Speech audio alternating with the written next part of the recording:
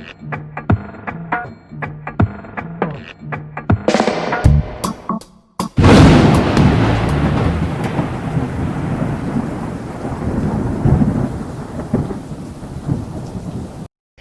it feels good to be back again. And I know it's been a long time since we came your way with yet another video. But most often it's not easy to combine work with school, with family, putting all other things together.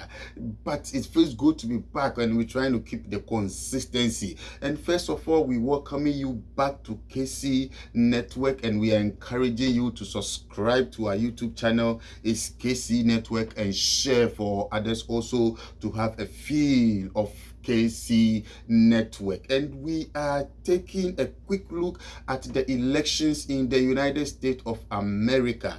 As we speak now, you and I are aware that Joe Biden has been projected as the president-elect and the 46th president for the United States of America. And we are all expecting Donald Trump to do the do, as like to concede defeat and congratulate his opponent. And we don't see it happening now, and we don't see it happening soon, but we're hoping that probably it's going to happen. But let me quicken to add that concession is not a constitutional requirement. It's just a tradition, as past government have done it to concede defeat and then congratulate their opponent, just to acknowledge democracy and then fair play. But we are hoping that from Trump's camp, it is going to happen soon. So now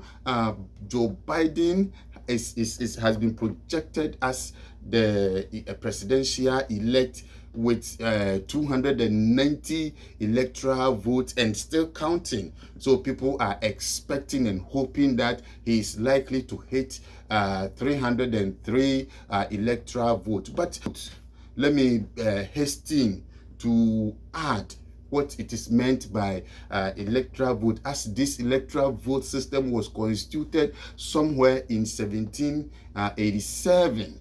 And then this is how it works. So United States of America has got 50 states, and with the 50 states put together, they are made up of 538 electoral votes. And then each candidate, before you are declared as the president-elect, you are required to pull 270 out of the 538 votes before you can be declared as the president-elect. Somebody asked a question that what about if there is a tie? Yes, there is a possible tie. Currently, there is no possible tie, but in an event that there is a possible tie, the Constitution has set forward, the path for, people to determine who is the president-elect. And I think in the history of America, it has happened 2 times. When it happened in 1800 during the time of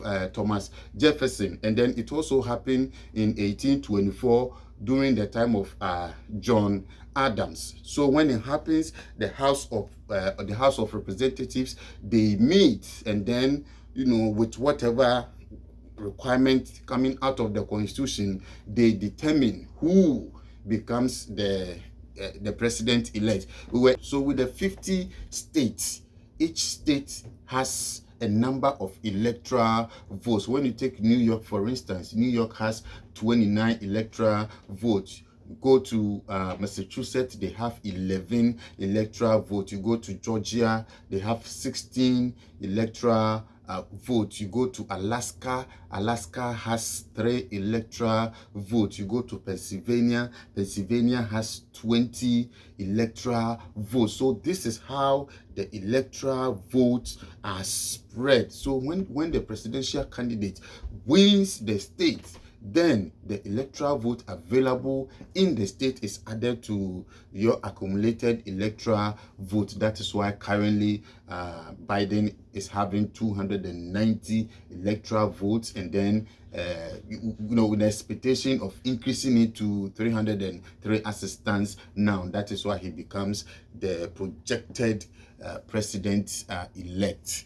Yeah, so another question that is coming up is what contributed to this great loss by Trump?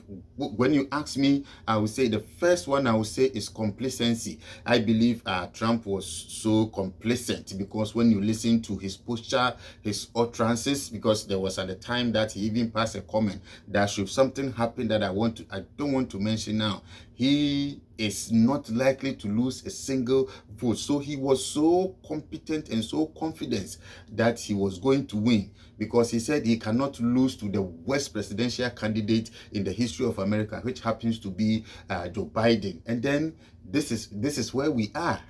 This is where we are currently, as election defeat is staring him in the face. So he was so complacent. And I also believe that the murder of George Floyd also played a major role in the election or in the defeat for Donald Trump. And also, if I should add, Biden selected a woman in the first place, and then in the second place, a woman of color. So it played a major role in the election of Joe Biden, and how Trump also handled this coronavirus issue also played a major role in the election. As you and I may be aware, most Democrats took opportunity of the voting by mail in order to curtail the spread of the coronavirus, whereas Trump encourages people to go to the polling site on the day of election to go and cast their vote. That is why in most cases we saw Trump winning in some of the areas, and then when the vote by mail started coming in, and then the table turned, and Biden started gaining the numbers. Yes, so another interesting twist to the whole election event in the United States compared to that of Ghana is how the two major parties in Ghana are structured alongside the other parties in the United States of America. So you take the National Democratic Congress more or less alongside the Democrat, and then you take the NPP more or less alongside the Republican. And this expands from history, as you and I may be aware, because during 1992, when President Jerry John Rawlings was the president for Ghana, that was the NDC party. And then you come to United States of America, it was for the Democrat, and that was the time for Bill Clinton. And then when they served their 2 terms, I mean the 8-year term, and it changed into the other parties, that is the Republican in the United States of America. And the same thing happened in Ghana, because it also changed to the National Patriotic Party, that is John Addo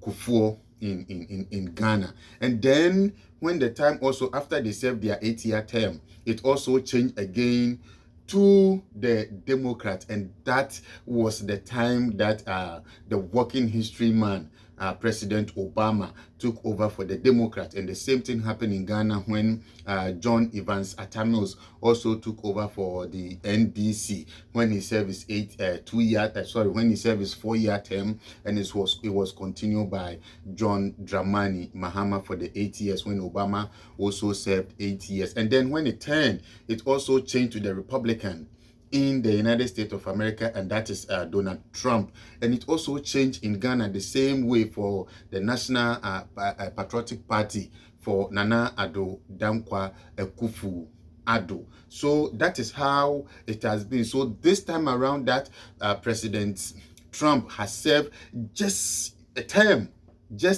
and Nana also has served a 1-year term. And then it has switched in the United States of America to the Democrats. So people are hoping, and people have started with the mathematical equation, because we know that when it comes to mathematics, Ghana, we are expert, especially when it comes to politics and then football. So now that Biden has won for the Democrats, people are hoping that it will switch, as it has always been in Ghana. So this time around, Mahama is also going to win. And when you look something interesting here, because let's look at something interesting here.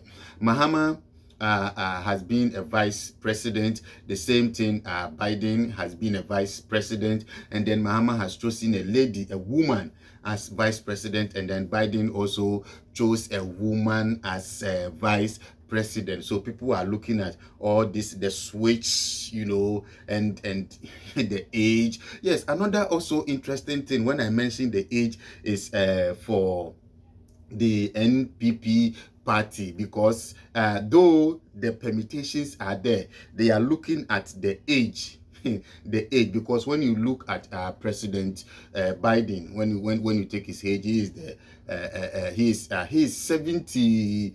Biden is 77 now, and then Kamala, that is the vice president, is also 56. So when you put the whole thing together, it gives you 133. And then when you go to Ghana, Nana Addo Dankwa Akufo-Addo is 76. And then Dr.